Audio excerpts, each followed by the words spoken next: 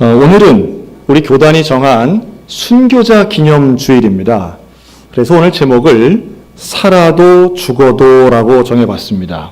오늘은 좀 죽음에 대한 이야기를 하기 때문에 조금 지난주보다는 좀 어두울 수 있습니다. 그래도 여러분 우리 살아 죽으나 다 감사한 것뿐인 줄로 믿습니다. 지난주였죠. 우리 전 국민이 깜짝 놀란 사건이 하나 있었습니다. 경상북도 경주에서부터 시작된 진도 5.8의 강진이 일어난 사건이죠. 이 지진이 왜 이렇게 전 국민에게 충격을 주었는가? 한 두 가지 정도 이유가 있다고 생각이 듭니다. 첫째는 지진 자체에 대한 생각이 우리 국민에게는 없었던 것 같아요. 그래서 우리는 대한민국은 지진하고는 상관없는 나라, 지진은 저 좀 못된 옆에 나라만 좀 자주 나오고 뭐 그런 식으로 생각한 거죠. 그래서 옆에 나라들은 지진이 있어도 우리나라는 지진이 없을 거야 라고 막연한 어떤 믿음 같은 게 있었던 것 같고요. 그런데 정작 발생하고 보니까 우리는 전혀 준비가 안 돼 있었구나 하는 것이 더 두렵게 만드는 것 같습니다. 더더군다나 예보가 불가능하고 미리 알고 피하는 것은 거의 불가능한 자연재해, 이 지진의 두려움을 한번 경험을 한 다음부터는 많은 분들이 어지럽고 가슴이 뛰고 더 두렵다. 그리고 400여 회 여진이 일어난 지금 경주 분들은, 젊은 분들은 사람이 안 오고 관광객이 안 와서 경제적으로 어렵고, 연세 드신 분들은 계속되는 여진에 아주 두려워하고 걱정하고 실제로 신체적인 피해까지도 지금 입고 있습니다. 그나마 우리는 지금 여진이 없다 하니까 좀 다행이라고 생각할지는 모르겠지만, 지금 사람들이 온갖 심리적으로 두려워하다 보니까 많은 괴담들이 돌죠. 그래서 강한 지진은 저녁 8시 33분에 이제 일어난다고, 일주일 간격으로. 그래서 전문가들은 좀 우연찮게 두 번의 큰 지진이 비슷한 시간에 있었던 거지 그 시간이라고 특별하진 않다 하는데, 지금 많은 분들은 또 내일 저녁 8시 반에 올지 모른다고, 그러니까 사람들이 불안하니까 그런 괴담들이 많이 도는 것 같습니다. 여러분, 이럴 때 우리가 생각하는 건 참 인간이 연약하구나라는 거예요. 사람이 참 약하고요. 사람이 아무리 과학이 발달하고 아무리 철저하게 준비한다 할지라도 사람이 피할 수 없는 고통이 있지요. 그건 질병과 죽음입니다. 사람은 누구든지 약해지고 늙고 병들게 되고요. 또 누구나 사람은 죽게 된다는 거죠. 그래서 아무리 가진 자나 배운 자나 할 것 없이, 권력이 있거나 힘이 있거나 상관없이 이 부분에 있어서는 누구나 두려울 수밖에는 없습니다. 그리고 또 하나, 우리 기독교인들에게 있어서는 이 죽음에 대한 이해, 아주 큰 차이가 있는데요. 죽음이 끝이 아니라는 거예요. 로마서 14장 10절에 보면 우리가 다 하나님의 심판대 앞에 설 것이다 라고 말씀합니다. 하나님의 심판대, 이런 거 생각하면 좀 두렵죠. 물론 우리는 예수를 믿고 구원받은 줄로 믿습니다. 그런데 구원을 받은 사람이라 할지라도 심판대 앞을 피할 수는 없는 거예요. 그리고 그 심판대를 통과해서 하나님의 나라를 간다고 우리는 이해하고 있습니다.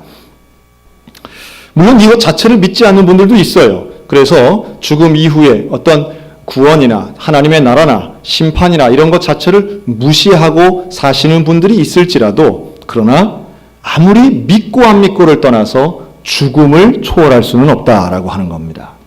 그렇다면 우리가 지금 살고 있는 이 생명이 있는 이 기간 동안 우리에게 가장 중요한 질문 중에 하나죠. 무엇이 가장 중요합니까? 라고 하는 거예요. 무엇이 가장 중요합니까? 최근에 있던 영화에선 무엇이 중요한디? 라고 하죠. 그럼 뭐가 가장 중요하냐는 거예요. 우리 인생에 있어서 무엇이 가장 중요한가? 여러분, 이것을 놓치면 안 됩니다. 이걸 잃어버리면 안 됩니다. 이 원칙이 없으면, 무엇이 가장 중요한지가 사라져버리면 생각하는 대로 살고요, 보이는 대로 살고요, 남들 따라가며 살다가 엉뚱한 데 가 있는 분들 참 많다는 거예요. 뭐가 가장 중요할까? 일반적으로는요, 생명을 중요하다고 이야기합니다. 자기 생명을 참 중요해서 사람들은 그 중요한 생명을 어떻게든 자기가 제일 중요하다고 여기는 그 가치의 생명을 헌신하기도 합니다. 그래서 우리 그런 분들 있죠. 예를 들면 사랑을 위해, 아니면 국가를 위해, 민족을 위해 뭐 가치를 위해, 정의를 위해, 뭐 노동자를 위해 이렇게 생명을 바치시는 분들이 있어요. 전쟁터에 나가든지 그 어떤 이런 안중근 의사와 같이 자기 목숨을 바쳐서 자기의 신념에 중요하게 여기는 가치에 헌신하신 분들을 우리 뭐 의사, 애국자, 열사 이런 말들을 합니다. 조금 엉뚱한 얘기 같긴 한데요. 여러분, 대한민국 사람들이 사망하는 이유가 있습니다. 1위가 뭘까요? 무엇 때문에 제일 많이 죽겠어요? 1위는 암입니다. 암에 걸려 돌아가시는 분이 제일 많아요. 2등은 뇌혈관 질환이고요. 3등은 심장질환입니다. 다 질병에 관련된 거죠. 병들어 죽는 것, 뭐 현대인들의 공통점입니다. 그런데 네 번째 이유는 바로 자살이라는 거예요. 이게 전체 연령대가 이렇고요. 10대와 20대는 단연 1위가 자살입니다. 그리고 30대, 40대, 50대까지는 암 다음엔 자살이에요. 심각하지요?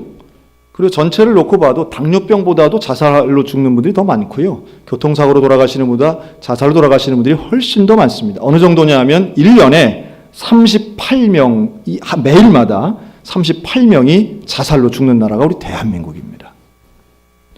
왜 자살을 할까요? 물론 여기에는 우울증과 같은 질병 때문에 자살하시는 분들도 있지만 많은 분들은 삶의 이유를 찾지 못하기 때문에 사는 것보단 차라리 죽는 것이 더 좋겠다고 판단해서 자살을, 극단적인 걸 선택하시는 분들도 많다는 겁니다. 혹시 이 가운데에 내가 살아야 될 이유를 모르겠고 나는 살기가 너무 힘들고 차라리 내 스스로 목숨을 끊었으면 좋겠다라고 하는 그런 아주 극단적인 생각을 하시는 분이 이 안에 한 명이라도 있다면 여러분, 오늘 말씀을 통하여 생명의 원리를 찾으시기를 주의 이름으로 축원합니다. 제가 한 여인을 소개합니다. 이 여자분은요, 17살에 시집을 갑니다. 19살에 생과부가 됩니다. 이 생과부라는 말은 남편이 살아있는데 과부가 됐다는 거예요. 어떻게 하면 그렇게 됩니까? 남편을 만날 수가 없어요. 남편이 집에 안 들어오는 거예요. 집에 와도 내 방에 들어오질 않는 거예요. 이 19살, 이 어린 나이의 새 신부가 신랑을 보지를 못해요. 신랑은 항상 밖에 나가서 밖에 여자들만 만나는 거예요. 이게 전라남도에 있는 시골에서 일어난 일입니다. 그 어린 소녀가 낯선 곳에 시집 와서 얼마나 외롭고 힘들었겠어요. 근데 그 가난한 집이에요. 워낙 가난해서 생계를 책임지고 일을 열심히 하고 하는데도 아무도 자기를 인정해 주거나 사랑하지 않는 거예요. 참 속상하겠죠. 자녀도 없어요. 유일하게 자기에게 친절하게 대해주던 시아버지가 돌아가시고 그 집에서 쫓겨나게 됩니다. 그때 나이 37세. 갈 곳이 없어 친정을 갔는데 친정에서도 문전박대 당합니다. 시댁에서 쫓겨난 여자. 우리 할 수 없다는 거죠. 오갈 데가 없게 됩니다. 그야말로 비참한 신세가 됩니다. 아무도 나를 사랑해 주지 않고 내가 이 땅에 살아야 할 이유가 없는 것처럼 느껴지는 거예요. 남편의 사랑도 받지 못하고 부모의 사랑도 받지 못하고 자식도 가정도 뭐 경제도 하나도 자기는 살 이유가 없다고 생각하는 바로 그때에 목포에 있는 북교동교회 부흥회를 참석하게 되고요. 이성홍 목사님의 말씀을 통해 예수 그리스도를 영접하고 그에게는 살아야 될 이유를 발견하는데 예수님을 만난 줄로 믿습니다. 여러분, 예수 그리스도를 만나면서 삶의 의미를 되찾게 되고 내가 살아가는 이유를 만나게 되고 그것을 사명으로 받아들일 때 기적이 일어나는 줄로 믿습니다. 그래서 이 문준경 전사님이죠. 우리 유명한 분이에요. 나이 40에 신학교에 들어갑니다. 여러분, 지금도 40에 공부를 시작하는 거는 늦게 하는데요. 70년 전에 그렇다 그러면은 이건 뭐 할 말이 없는 거죠. 신학교에 가서 40에 신학교에 들어간 문준경 전도사님은 그 이후에 방학 때만 되면 고향으로 내려갑니다. 대한민국의 전라남도에 보면 신안군이 있습니다. 이 신안군에는 섬이 1000개가 넘어요. 그래서 천사의 섬, 1004개다 이렇게까지 표현하는데요. 그 중에 사람이 안 사는 곳 말고 사람 사는 섬 122개에 가서 복음을 전하기 시작합니다. 말이 100개가 넘는 섬이지요. 여자의 몸으로 지금처럼 교통이 혹은 다리가 배편도 편하지 않던 그 시절에 뻘을 지나가서 또 바닷물이 열리면 가고 배를 타고 가고 이래서 복음을 전하기 시작해요. 놀라운 것은 그리고 세월이 지난 후에 지금 신안군은 대한민국 전국에서 복음화율이 제일 높은 지역이 되어 있습니다. 거기에 가면 여러분 가보신 분 계실지 모르겠어요. 증도라는 섬이 있습니다. 이 증도 섬에 가면 여기에는 주변에 있는 여러 개의 섬이 있는데요. 여기에 성결교회가 12개가 있습니다. 섬 하나마다 교회가 있는 편인데 전부 다 성결교회고 장로교회 하나 있습니다. 재미있는 것은 제가 그곳을 한 여러 차례 방문을 하고 목사님들도 만나고 했는데 목사님들 한 얘기 참 재밌더라고요. 그 섬에는 증도를 포함한 신안군의 많은 섬에는 없는 거 3가지가 있답니다. 첫째는 전도가 없답니다. 왜 없어요? 불신자가 없으니까 전도가 없는 거예요. 다 나오니까. 두 번째는 신방도 잘 안 하신대요. 왜냐하면 사람은 있는데 수시로 만나니까 뭐 신방 갈 일이 별로 없대요. 그리고 뭐라고까지 말씀하시느냐 하면 왜 교회에 신앙생활 하다 보면 뭐 마음 상하고 속상해서 에이 이제 교회 안 나가 뭐 이런 분들 있을 수 있잖아요. 그런 분이 있어도 그냥 둔답니다. 왜냐하면 갈 데가 없기 때문에 갈 데가 없어서 친구를 만나려면 이제 교회로 와셔야 되는 거예요. 조금 뭐 서운하더라도 조금 마음 끓이다가 다시 오시고 이런다는 거예요. 그리고 3번째는 뭐가 없냐 하니까 주일날 어떤 행사가 없는 거예요. 마을의 행사는 곧 교회 행사고 지역의 행사고 이런 거죠. 그렇다 보니 정말 예수 믿는 곳이 어떤 것인가를 알려주는 아주 특별한 곳입니다. 여러분 기회가 되시면 한번 증도와 신안군을 방문하셨으면 좋겠어요. 우리 성결교회가 자랑하는 그러한 위대한 순교자 문중경 전사님은 그리고 1950년 10월 5일 바로 그곳에서 공산군의 총탄에 이제 돌아가시게 되는데요. 그때도 목포에 계시다가 사실은 가지 말라고 이미 섬이 다 공산당에게 점령되었다는 소식을 듣고도 나는 내 교회 내 성도를 그렇게 버려둘 수 없다고 해서 자기 발로 들어가서 총탄에 맞아 돌아가시게 됩니다. 말 그대로 순교를 하신 거죠. 이 순교하시는 분들을 우리는 상당히 고귀하게 또 아주 중요하게 특별하게 생각하는 경향이 있습니다.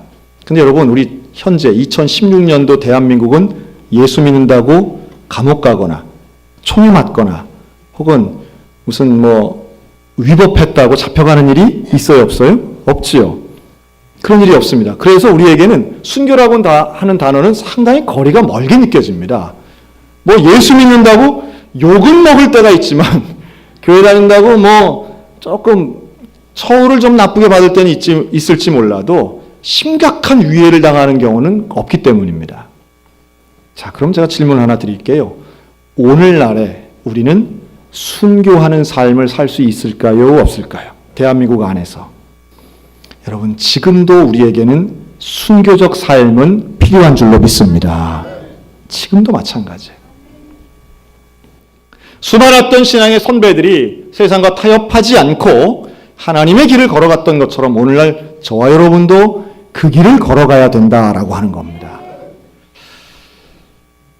일제시대가 끝나고 친일파에 대한 재판이 일어났습니다. 친일파에 대한 재판이 있을 때에 그 자료를 보면 그런 내용이 있어요. 재판장이 묻습니다. 당신은 왜 친일을 했냐고, 왜 당신은 일본 편에 섰냐고 라고 할 때 여러 가지 말들을 하는데 2마디가 생각이 나요. 첫째는 참 미안하지만 먹고 살려고 친일을 했습니다 하는 거예요.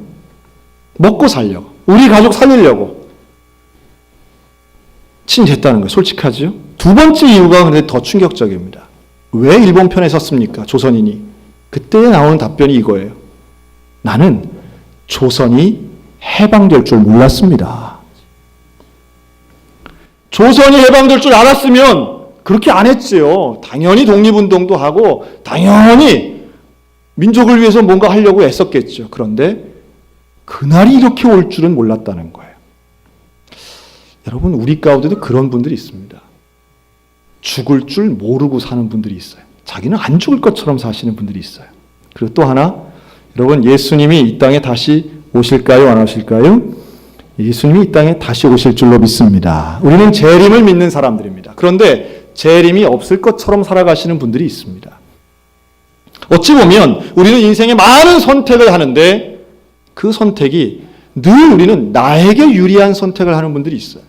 그럴 때가 얼마나 많은지 몰라요. 나에게 유리한 것, 나에게 좋은 것, 내가 나한테 어떤 유익이 있을 법한 것을 선택할 때가 많은 거예요. 그러나 하나님 우리에게 원하시는 것은 유리한 길보다 바른 길을 선택하기를 원하시는 줄로 믿습니다.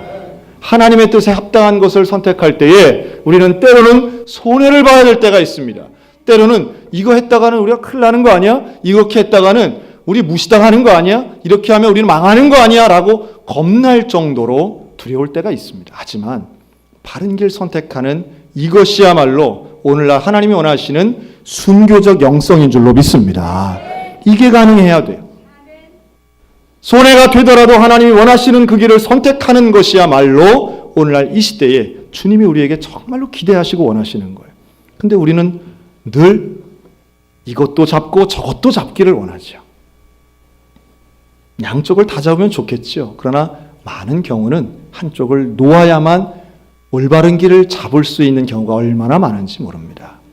남들에 대해 이야기하기는 쉽습니다. 남들은 부정부패야, 저 거짓된 것, 저 사기꾼 같은 사람 이렇게 욕하기는 쉽지만 내가 그 경우가 되었을 때는 결코 선택이 쉽지 않을 때가 있다는 거예요. 왜 이렇게 많은 사람들이 부정부패를 저지르고 연루됩니까? 그것이 쉽고 할 수 있고 본인에게 유익된다고 생각하기 때문이라는 거예요. 이 시대의 순교자는 누구입니까? 제가 한번 문장을 정리해 봤어요. 이 시대의 순교자는 죽으려는 사람이 아니라 참된 삶을 실천하는 사람이 이 시대의 순교자인 줄로 믿습니다. 꼭 죽어야만 순교가 되는 건 아니에요. 죽을 각오를 가지고 손해볼 각오를 가지고 이 시대에 여전히 빛과 소금에 세상을 썩지 않도록 만드는 소금 같은 사람 누구인가? 하나님의 복음을 실천하는 사람이라는 거예요. 세상의 가치가 아닌 하나님의 가치를 따라가는 거죠. 그래서 사도 바울은 이렇게 말합니다. 우리는 살아도 주를 위해 살고 죽어도 주를 위해 죽는 주님의 것입니다.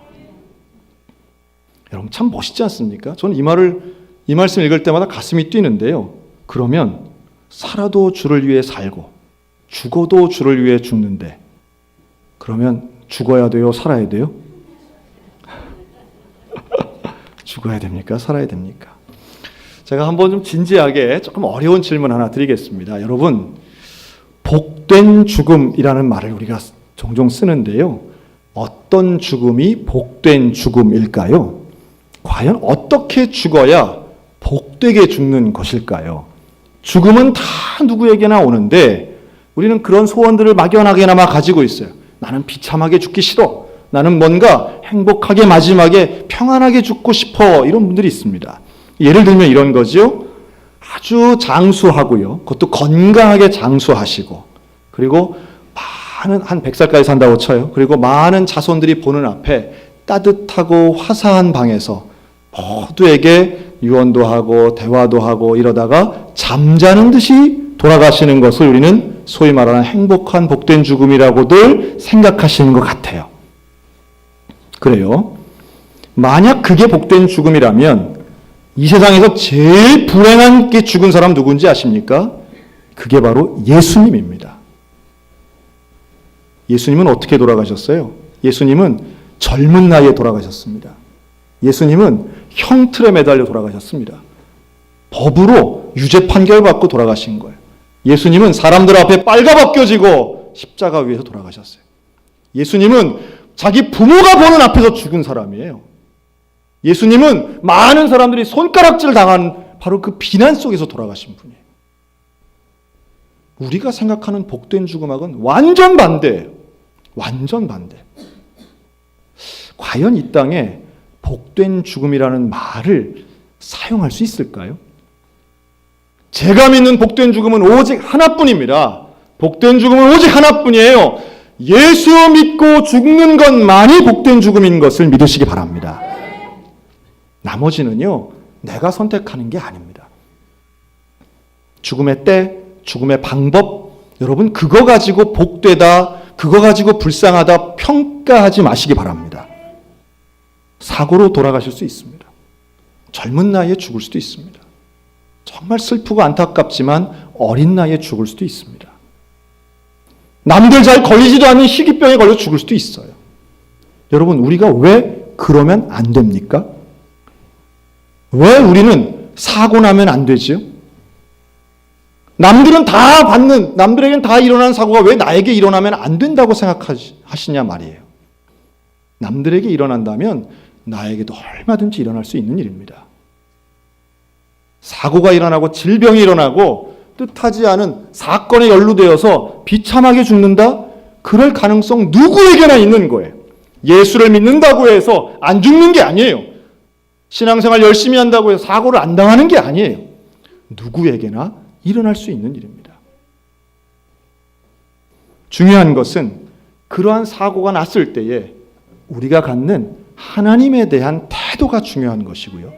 그런 사람만이 할 수 있는 고백이 사나 죽으나 나는 주님의 것입니다 라고 말하는 것이 신앙인 줄로 믿습니다. 살아도 주를 위해 살고 죽어도 주를 위해 죽는 거예요. 제가 제일 당황했던 최근의 기억이 있습니다. 지난 8월 28일 오전 10시였습니다. 한 달도 안 됐어요. 이날 일부 예배, 7시 예배 때 우리 홍성자 전사님이 대표 기도를 했습니다. 그리고 너무 피곤하다는 거예요. 너무 아프다는 거예요. 원래 우리 홍성자 전사님은 일주일에 여러 번 투석을 받아야 되는 신부전증 환자입니다. 2부 예배 시간에 됐는데 좀 힘들어서 유치부실에 좀 쉬겠다는 거예요. 그러시라고 그랬어요. 오전 10시가 됐는데 집사님이 뛰어옵니다. 전도사님이 쓰러졌다는 거예요. 우리 홍 전사님 쓰러지셨다는 거예요. 그래서 찬양인도 하던 우리 집사님 뛰어갑니다. 의사인 우리 집사님 부부가 뛰어가요. 저도 뛰어가고 함께 갔습니다. 여러분 그날 기억나시죠? 우리 교회 학교 학생들을 다 이 위로 불러서 블레싱하던 참 감격스러운 예배를 드렸던 날입니다. 이미 의식은 없고 이미 몸이 축 늘어지고 동공이 풀렸습니다. CPR이라고 하죠. 심폐소생술을 하는 우리 집사님의 입에서 나옵니다. 맥박이 사라졌다. 그걸 지켜보던 우리 중고등학부 학생들이 울기 시작합니다. 참 황망한 순간이었어요. 인간이 얼마나 연약하고 우리가 옆에서 생명의 부분에 있어서는 아무것도 해줄 수 없는 존재가 바로 우리 인간이구나라는 걸 절실히 또 깨닫습니다. 119에 신고를 합니다. 4분 만에 119차가 왔어요. 실어 나릅니다. 기도하기 시작합니다. 하나님 살려주세요.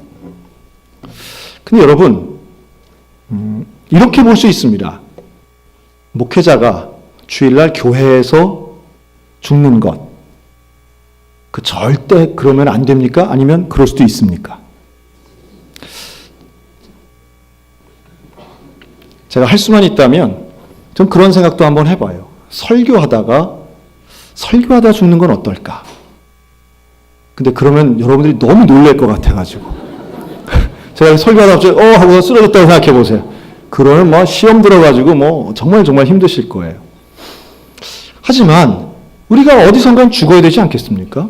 어느 장소에서는 죽어야 돼요. 언젠간 죽어야 됩니다. 여러분 교회에서 죽는 것은 나쁜 거 아닙니다. 다른 데 죄 짓는 데서 죽는 것보다 훨씬 낫잖아요. 그런데 그날 우리 온 교인이 함께 기도했습니다. 그 다음날 새벽에도 기도했습니다. 하나님 우리 홍 전사님 살려주세요. 살려주세요. 제가 살려달라고 기도한 이유는 저에게는 두 가지였습니다. 하나는 우리 전사님 너무 젊은 나이고 그리고 병든 자를 위해 기도하는 것은 하나님이 원하시는 일이기 때문에. 그러나 또 하나의 더 큰 이유가 있었습니다. 하나님 우리 소양교회가 한 해에 주일날 교역자 2명을 하나님 품으로 보내는 그 아픔을 겪는 것은 너무 큰 아픔일 것 같습니다. 하나님 할 수만 있거든 살려주시면 감사하겠어요. 살려주시면 감사하겠어요. 그리고 병원에 가서 붙잡고 기도합니다. 중환자실에 계신 전사님 붙잡고 기도하는 거예요. 그런데요, 일주일 만에 호흡이 돌아오고 맥박이 돌아옵니다. 2주 만에 의식이 돌아오고 기억이 돌아왔어요. 병원에서도 의사들이 기적이라고 얘기했습니다. 그리고 오늘 드디어 퇴원해서 처음으로 우리와 함께 예배드린 줄로 믿습니다. 자, 그러면 여기서 이렇게 질문할 수 있습니다. 하나님이 기적이죠. 하나님 살려주신 거 맞습니다. 자, 그러면 우리 홍성자 전사님 앞으로 안 죽고 200년 더 살까요? 그렇지 않습니다.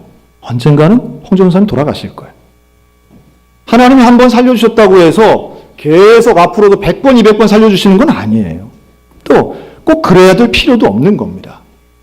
죽음에 대해, 기적에 대해, 신유에 대해, 생명에 대해 우리가 바른 태도를 가질 필요가 있습니다.